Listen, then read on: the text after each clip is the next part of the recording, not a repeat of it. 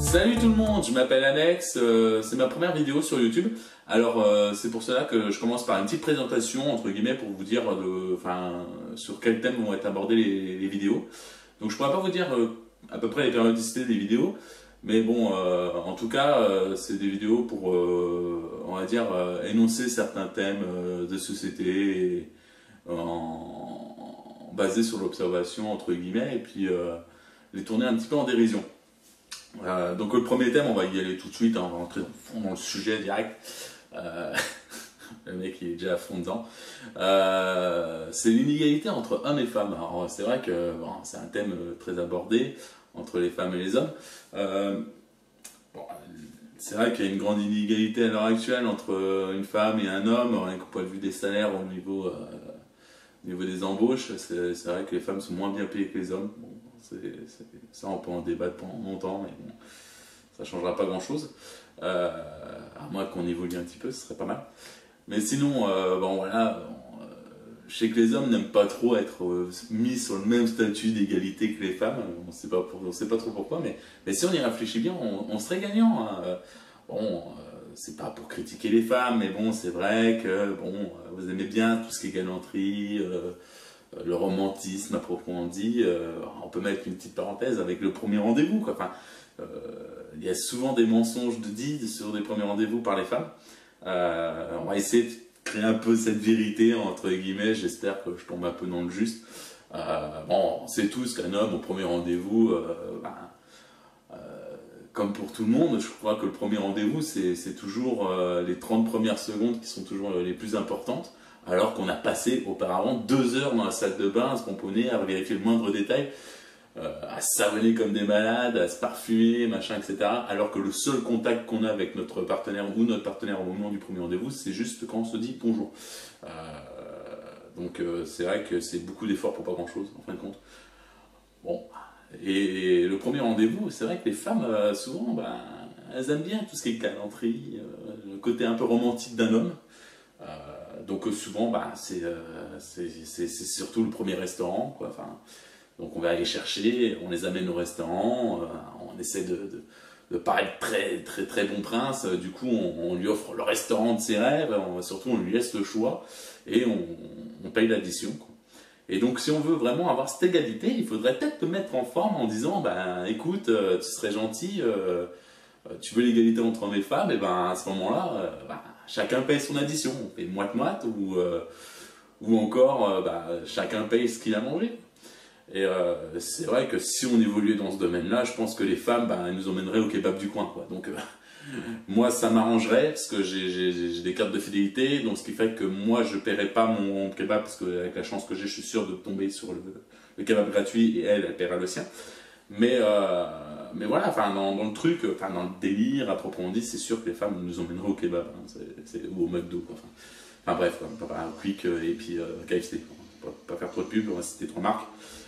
Mais sinon, dans l'ensemble, tiens, parlons-en, tiens, dans l'ensemble de la galanterie à proprement dit des hommes, c'est vrai qu'un homme, faut pas vous tromper les femmes, mais bon, quand un homme vous ouvre la porte pour vous laisser passer, c'est pas par galanterie, hein, c'est parce que tout simplement il se fait une petite checklist dans son cerveau qui apparaît avec des cases à cocher, et il vous ouvre la porte comme ça, et il se penche un petit peu sur le côté comme ça, et là son regard est toujours fixé sur votre postérieur.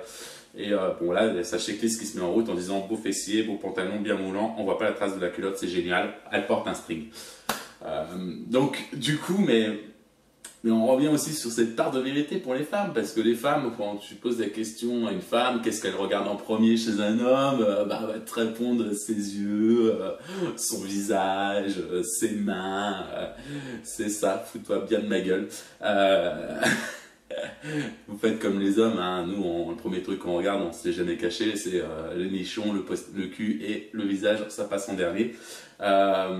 Et vous les femmes, vous n'allez pas me mentir ou nous mentir en nous disant que si on vous présente un mec en caleçon, bien gaulé, tablette de chocolat, machin, etc., un cul ferme et tout, que vous allez regarder ses yeux, son visage et ses mains, quoi. Vous allez faire comme nous, quoi. Vous allez voir le paquet, le cul et savoir s'il est bien charpenté le garçon. Hein, on va pas se mentir. Donc ouais, donc il y a aussi une inégalité au niveau des couples. C'est vrai qu'on peut parler du fait que les couples, bon, voilà, il y a toujours la part il y a toujours un pourcentage qui est toujours plus majoré pour les femmes qui font le ménage à la maison, que les hommes, on en font un petit peu moins, ils en font un peu plus. Moi, j'ai une théorie particulière pour le ménage. Je sors une maladie qui est psychologique, c'est l'épongeophobie. C'est tout simplement, j'ai peur des éponges, donc ça m'arrange pas mal de choses. Mais il y a aussi ce problème crucial que moi j'ai résolu avec ma copine.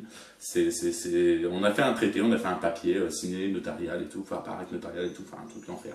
Mais au moins ça pose des règles. C'est tout simplement la première règle, tout simplement, de la cuvette des chiottes, quoi. Enfin, ça c'est le dilemme de tout. On a toujours entendu, tout en tant qu'homme, enfin, aussi bien par notre mère que par notre femme, que par n'importe qui rentre de la gente féminine chez nous, en disant tu serais gentil que quand tu sors de toilette, ben, tu baisses la cuvette, ce serait pas mal. Mais pourquoi ce serait à nous, si vous voulez une certaine égalité, de baisser la cuvette? Pourquoi on ne ferait pas pareil, quoi? Enfin, vous les femmes, vous ne ferez pas pareil, quoi. C'est tout simplement que quand vous rentrez dans les toilettes, après avoir fait vos besoins, vous relevez la cuvette, comme nous on la baisse, et je pense que ça irait déjà un petit peu mieux. Mais bon, après ça a discuté, hein, c'est comme tout. Mais bon, voilà, enfin, après il y a des thèmes un peu plus abordables, des rencontres, et aussi la vie en communauté et la vie entre hommes et femmes, avec ces inégalités. Il y a aussi le fait des cadeaux. C'est un truc que j'ai jamais compris. On est assez idiots, nous les hommes, à chaque fois, de vous offrir des fleurs, des petites choses pour vous gâter, et on se rend compte qu'au fur et à mesure, bah, vous nous demandez toujours. Moi, je me rappelle toujours ma copine qui a d'autres copines qui sont en couple et qui me dit mais pourquoi tu m'offres jamais de bijoux? Un tel elle a eu un bracelet, un tel elle a eu une bague, l'autre elle a eu un collier, en plus ça a coûté super cher et toi tu m'offres rien, t'es radin ou quoi? Non, c'est pas d'être radin, hein. C'est tout simplement c'est par égalité du couple, hein, entre hommes et femmes. C'est tout simplement pour dire que bah, le jour où tu arrêteras de m'offrir des cravates et que tu m'offriras une PS4, à ce moment-là je pourrais t'offrir un bijou qui coûtera le même prix que ma PS4. Et là on sera d'accord.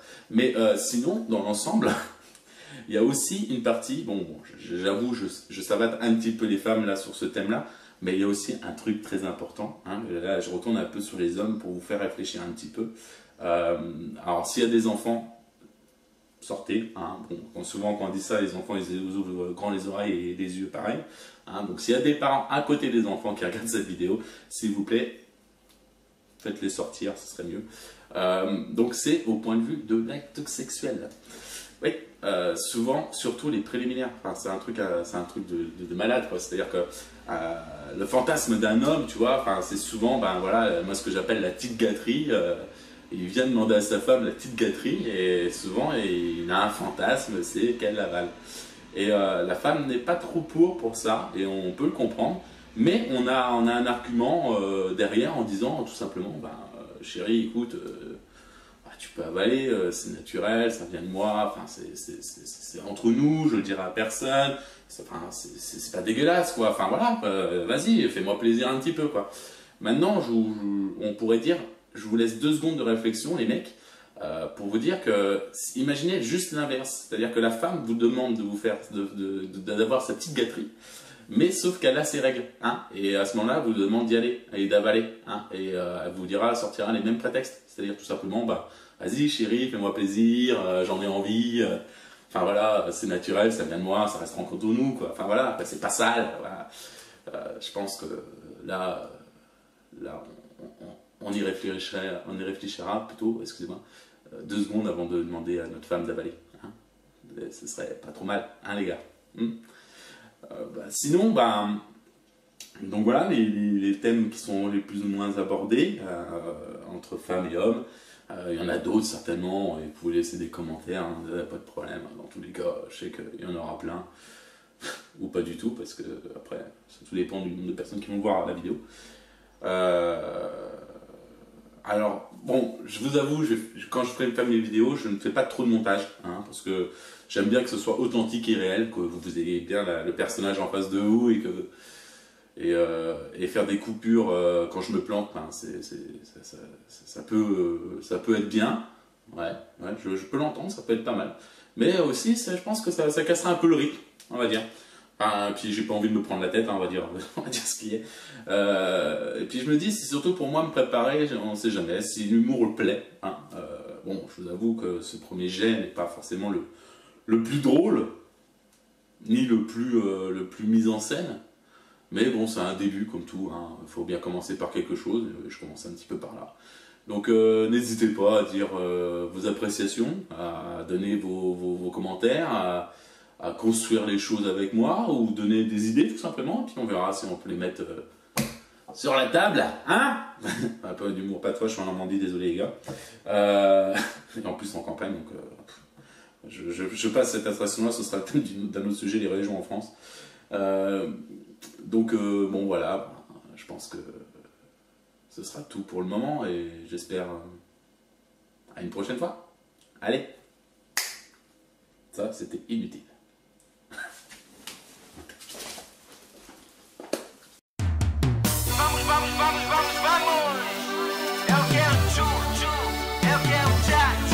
Eu quero tchu, eu quero tchá.